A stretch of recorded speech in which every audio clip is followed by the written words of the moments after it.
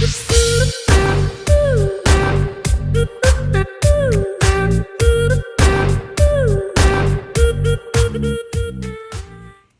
students, thanks for joining us tonight. I just wanted to jump on and say happy first day of school to everyone from Effingham, teachers and students. We've been praying for you today, and I hope you guys had a great day. And we wanted to say welcome to all of our new 6th graders. We hope you enjoy being a part of students. I know this isn't probably how you expected to start students with us this year, but we are happy to have you, and I hope you guys enjoy the service. Hey guys, it's Emma. I hope you guys had a great summer. I know things were very different, but I hope you all could connect with your family and friends and Jesus during this time. It wasn't the same summer, but I still hope you all had a good summer. And school's coming up, and I know I'm excited, and I hope y'all are excited too. I know some of us are online, and that's really sad, and I'm praying for y'all, and I'm praying for everyone going back to school and protection with COVID stuff. So today I'm going to begin my little Devo in Romans 12, 1 through 2. So it says, "Therefore I urge you, brothers and sisters, in view of God's mercy, to offer your bodies as a living sacrifice, holy and pleasing to God. This is your true and proper form of worship." So when school comes, it's sometimes hard to focus and worship God, but I feel like a form of worship is just obedience to Him.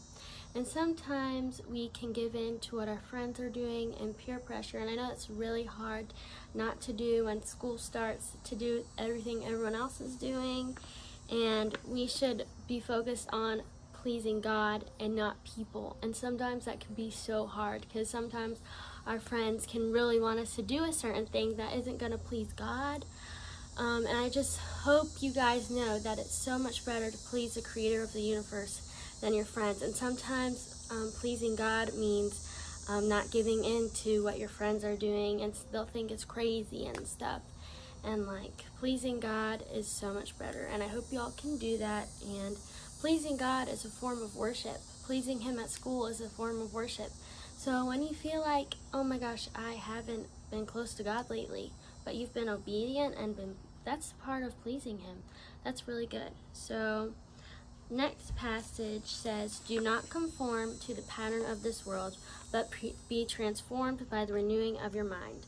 Then you will be able to test and approve what God's will is, His good, pleasing, and perfect will." So it says in this passage, do not conform to the patterns of this world. And sometimes that can be hard to do, because you're going to be the only one not doing the certain things your friends are doing, going to parties, getting drunk, and all this stuff, and all the sinful things your friends are doing. God is saying, do not do that, my child.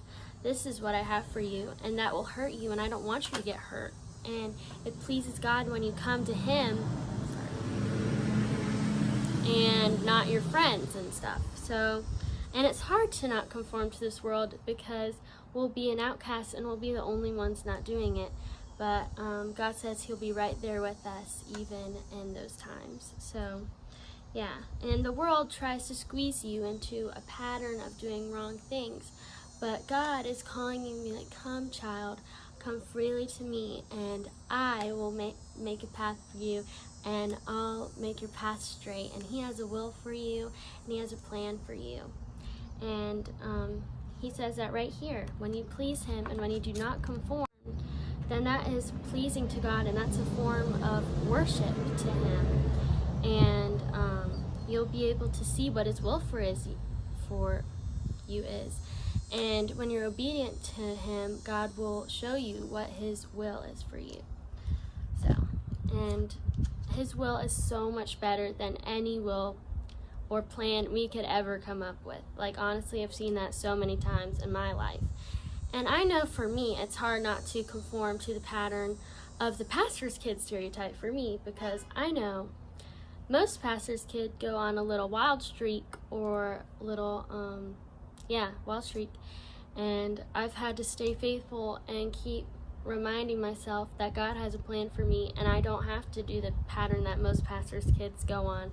And I know that teenagers have a lot of expectations to do things, and it's normal for teenagers to do crazy stuff and like stuff isn't pleasing to God. It's very normal for teenagers to do things that aren't pleasing to God, and that's like an expectation we have. But I hope we can stay faithful in this next school year and stay faithful to God and not do those things that aren't pleasing to Him, and do the things that are pleasing to Him, and that He promises us. There's so many cars, sorry. He promises us that when we please Him, that's a form of worship. When we don't conform to the patterns of this world, that's a form of worship towards Him, because we're obeying Him and doing His will, and that's amazing. So now I'm gonna read 1 Peter 4:4. So 1 Peter 4:4 says, "They are surprised that you do not join them in their reckless, wild living, and they heap abuse on you."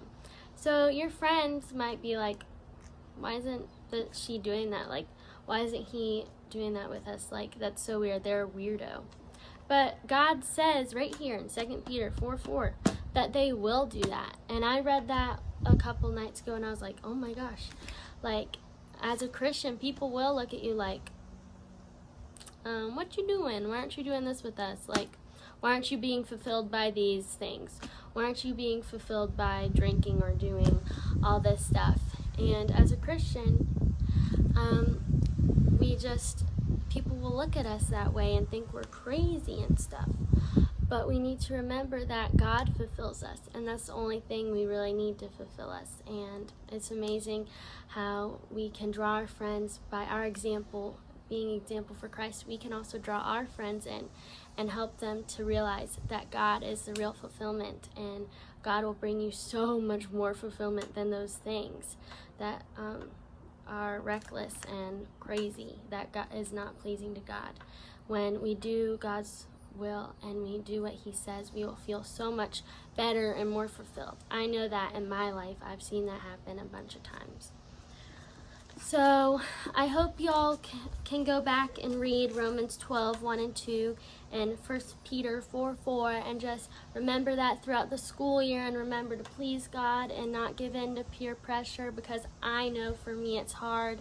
But just know that, remember that God fulfills you and those things do not, and you can help your friends see that too. And I hope y'all have an awesome school year. I'll be praying for all y'all on Wednesday, and y'all who are going virtual, I'm going to pray for y'all, that God gives y'all peace. And for y'all going back in person, I will pray that COVID does not affect any of you, and that y'all can have a great time at school.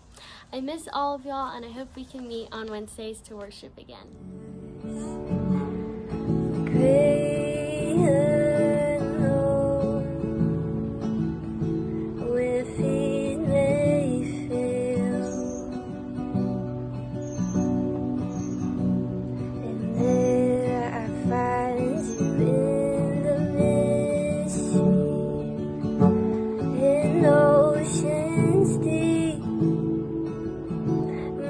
Faith will stand,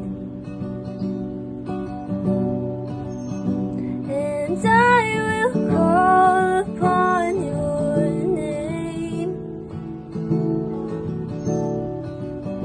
and keep my eyes above the waves.